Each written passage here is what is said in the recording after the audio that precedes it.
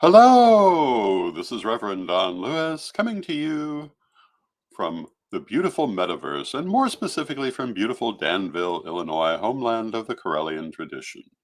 And this is Midday with Reverend Don, and I hope that you're having a lovely week so far. As you know, if you follow Midday with Reverend Don, you can type your questions or comments into whatever page you happen to be watching on, and if you're watching live, in most cases, they will show up here in my chat room.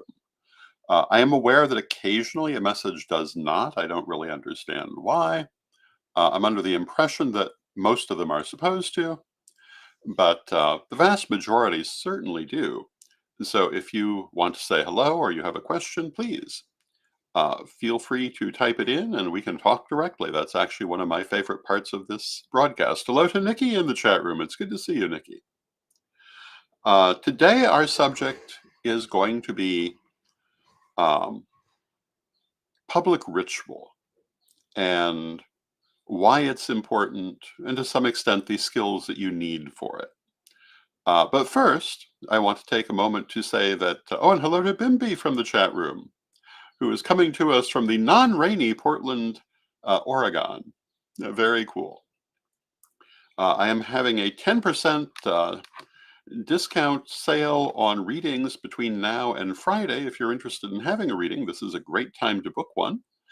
You can book it now and schedule it any time in the next year.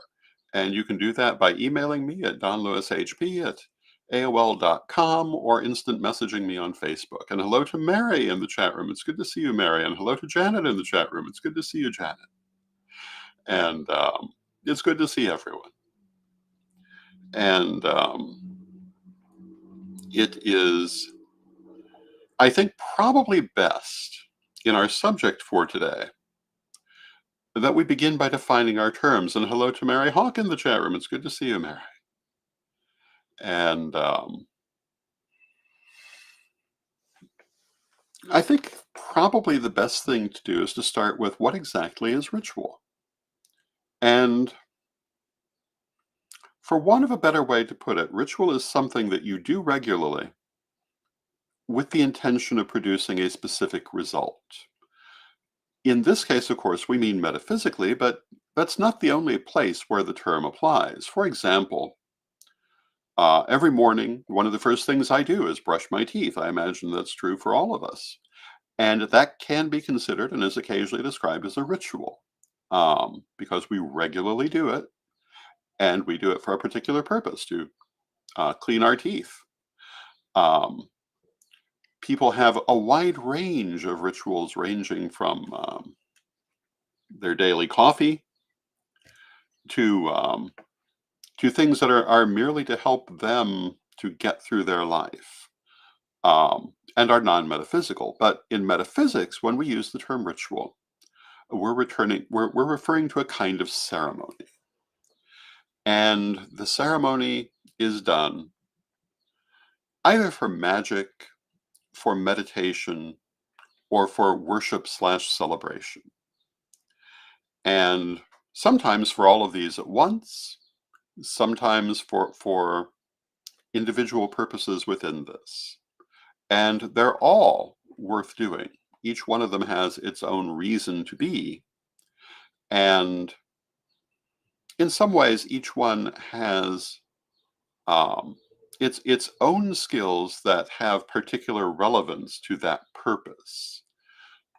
Things that can be very important in a celebratory ritual are not necessarily important in a magical ritual, and vice versa, um, depending on what your purpose is. And this is true for everything that we do in life. Every purpose has a certain skill set that most benefits it. When we talk about public ritual, um, I want to take a moment to distinguish that from personal ritual, group ritual, and public ritual. Um, some people, I think, mistake group ritual for public ritual, and they don't really mean the same thing, although even I myself sometimes use the terms interchangeably. A private ritual, a personal ritual, is one that we're doing ourselves for our own growth, our own magic, our own purposes. and no one else is involved. It's purely part of our personal path. And um, I would imagine that we all do this. It's certainly an important part of our spiritual growth. But group ritual is a very different thing. And the reason it's different, in part, is that when you bring multiple people together, they multiply their effect. I've talked in previous programs about how we all put off a certain amount of energy naturally and pick up on that energy from other people. When we're working with magic, we greatly accentuate that and we do it quite intentionally. We're raising and directing energy. And when we do that together, we can, in many cases, raise and direct a lot more energy. Um, so, group ritual has a lot to say for itself, um, both in terms of learning to work with other people, in terms of learning better focus when working with other people, magically speaking, and in terms um, of raising the ability to manifest what you're working for, raising the energy higher than you could do alone in many cases. Now, it's also worth saying that for that to be true, everyone in that group ritual has to be working in the same direction. And when we're talking about private group rituals, which is how I'm using the term in this context, usually it's people who know each other quite well and either have been working together for a long time or plan to be. Um, and they work on syncing their energy in these purposes. And that's a very valuable thing. So, although I'm very big on solitary ritual, do not assume that I do not think that group ritual is also important. I think it's a very important experience in particular, and very important for certain purposes as well, and very excellent training. But when we talk about public ritual, we're talking about something different again. When we talk just generally about group ritual, that's usually still private. It's a private coven or group of friends or people who have come together to work together magically. But it's still a very controlled environment. Public ritual is not. When we do public ritual,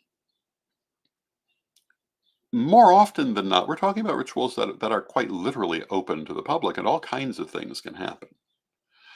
And it can be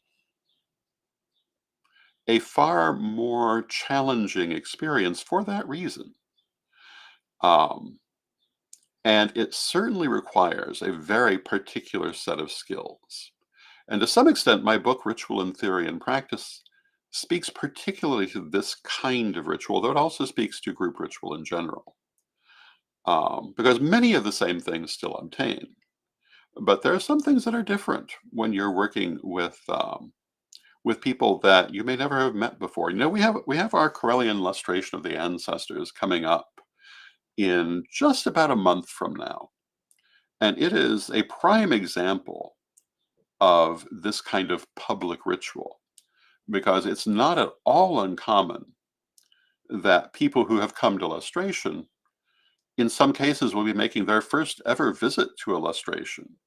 And the people who are facilitating the event will not have met these people before. They do, however, have the unifying feature of all being Corellian or Corellian friendly. Um, but still, you're working with unfamiliar energies, unfamiliar people, and you have to take this into account with what you're doing. Now, why is this kind of ritual important? And before I talk about the particular skills any further, I think public ritual is very important so that people can see what we do and not imagine what they think we do. Because, there are a lot of people out there with very active imaginations. We just saw it with the solar eclipse. There were idiots running around talking about mass human sacrifice events um, based on bizarre technology that does not exist in the real world, but in their mind, it's very real. And bizarre metaphysical events that do not exist in the real world, but in their mind, it's very real. Um, I assure you, those people have an idea of what we do in ritual, and it probably has nothing to do with what we do in ritual.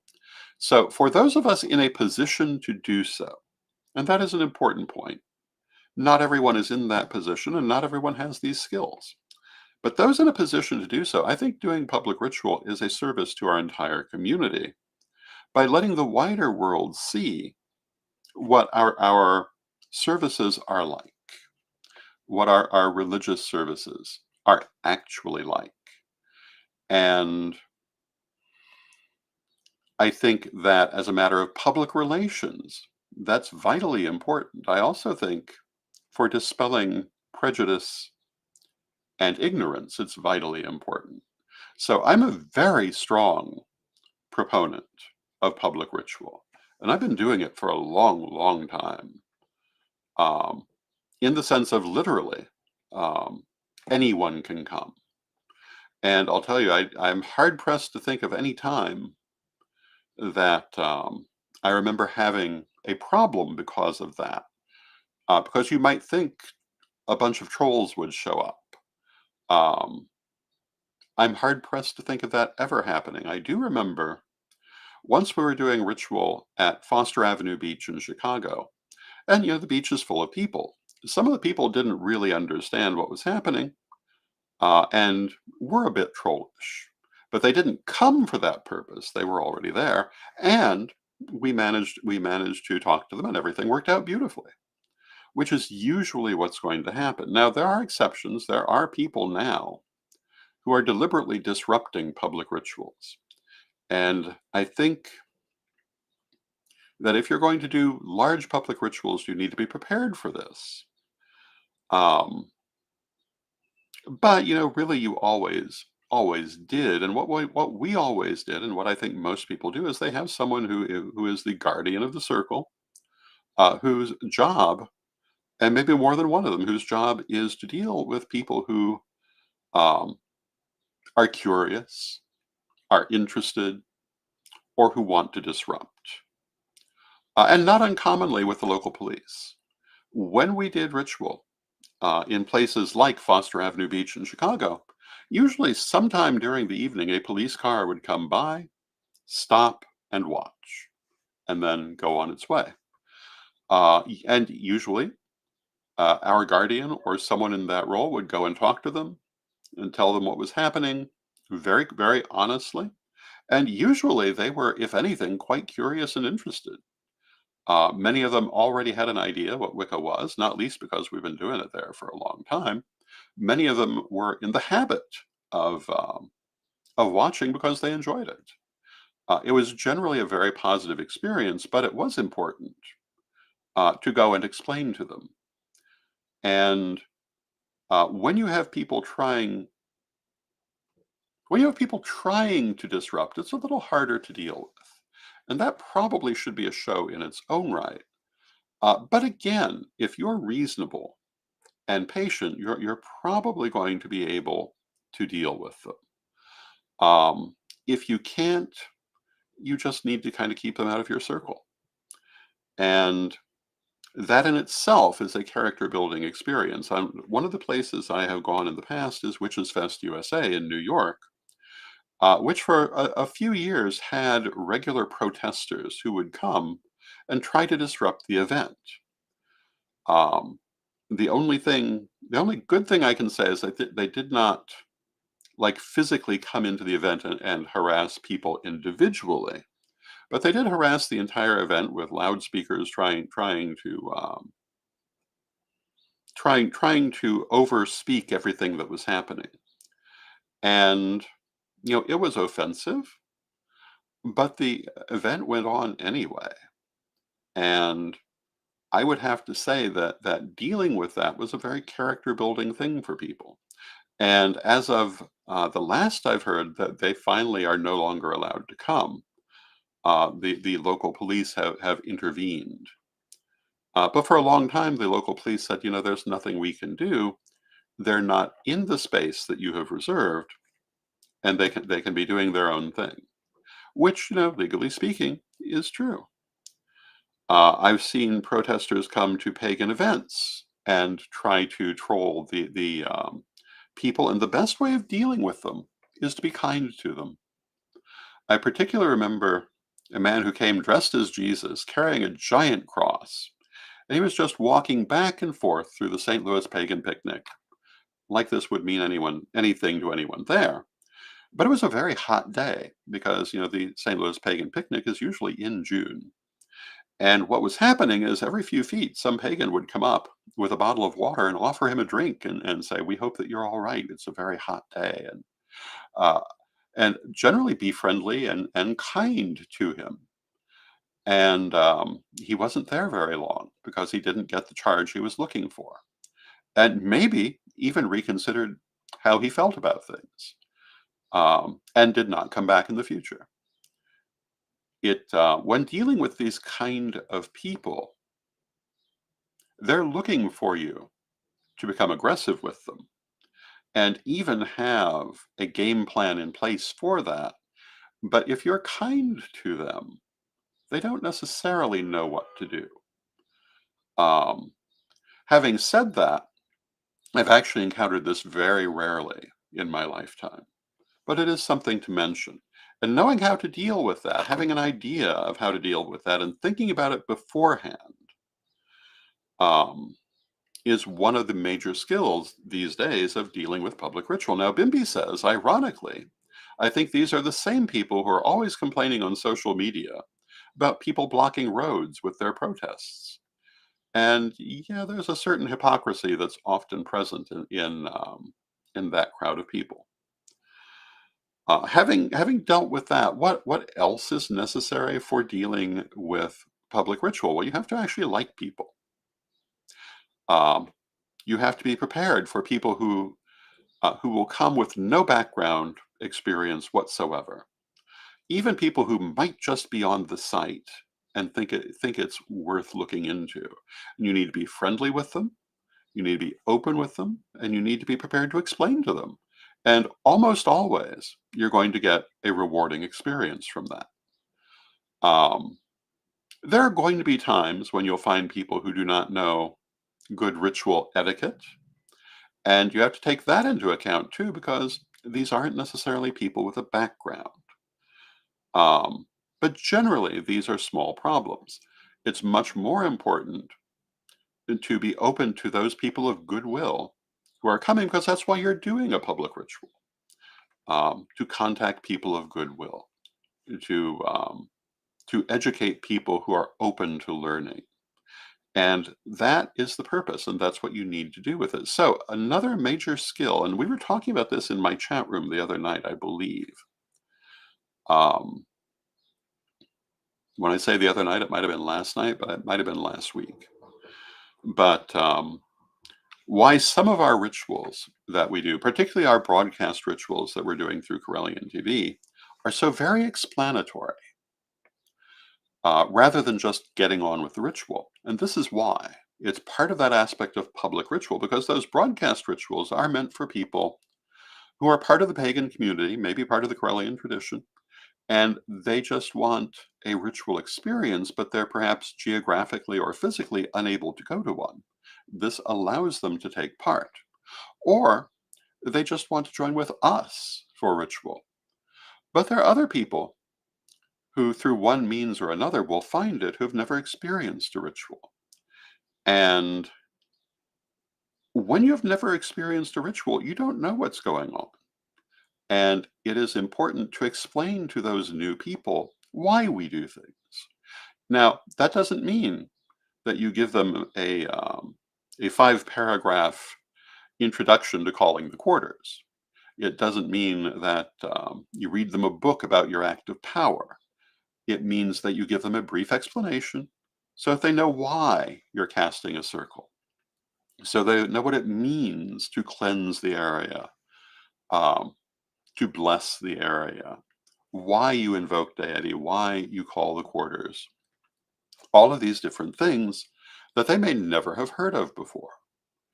And part of public ritual is remembering that the people you're dealing with may not have heard of it before. One of the stories of my long ago I had a friend whose very first public ritual, very first ritual at all that she had ever gone to, with no background in Wicca or paganism, was a very solemn Samhain ritual.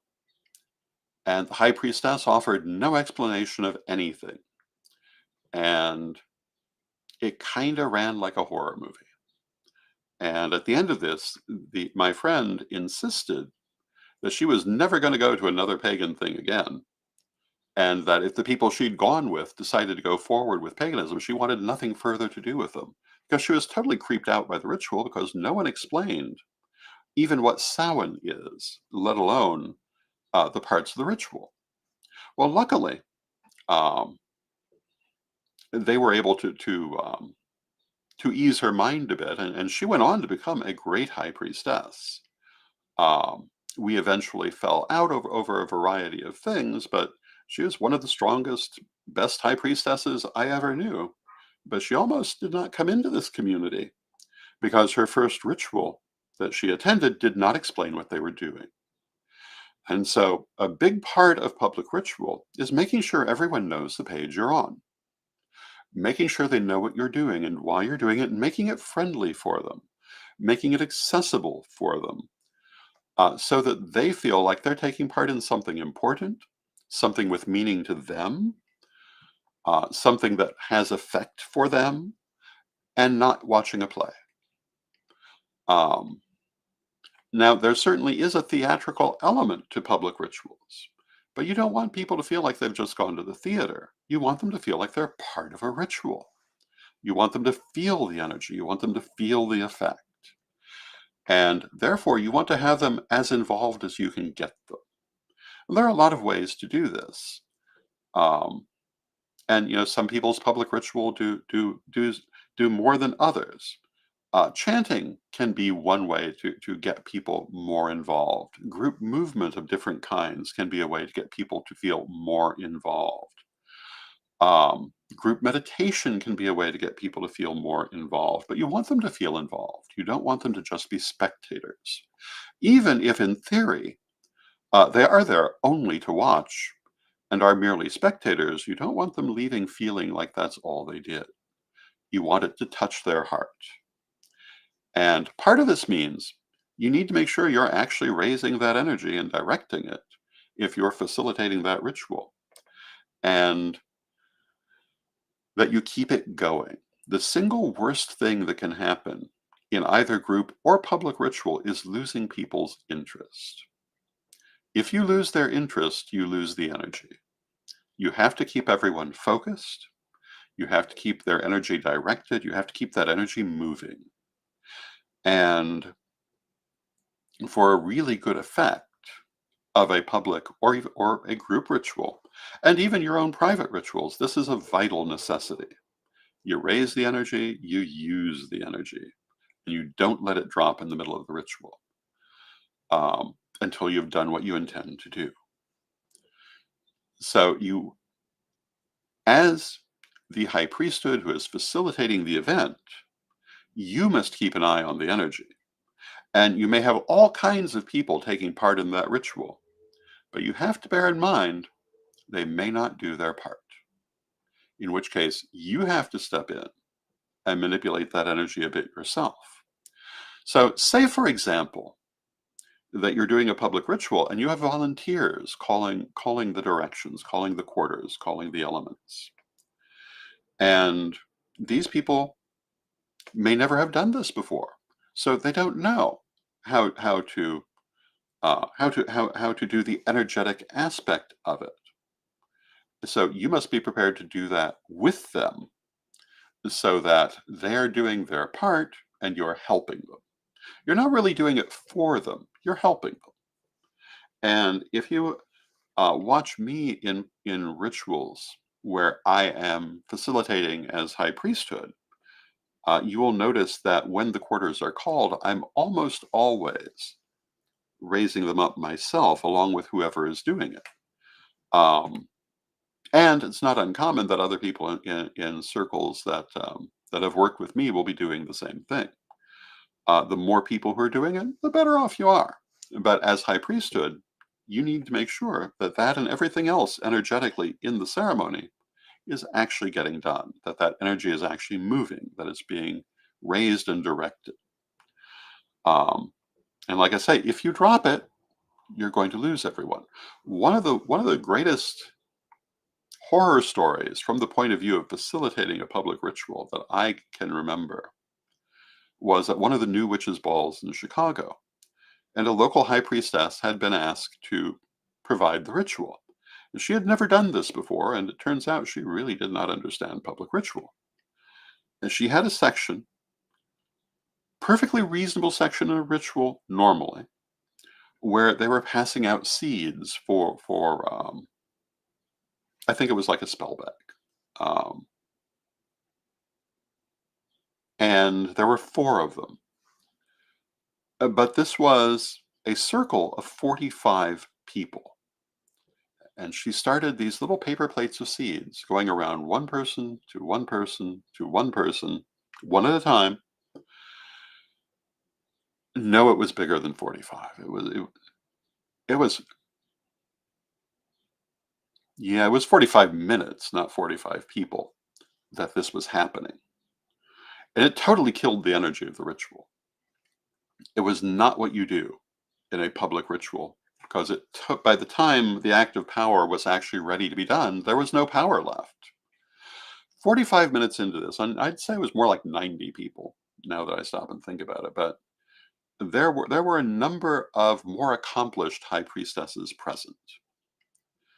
And about 45 minutes into it, four of those priestesses kind of got together, went over, and took the four plates and rearranged how this was being done on the spot and sped everything up, but they still couldn't really recover the energy.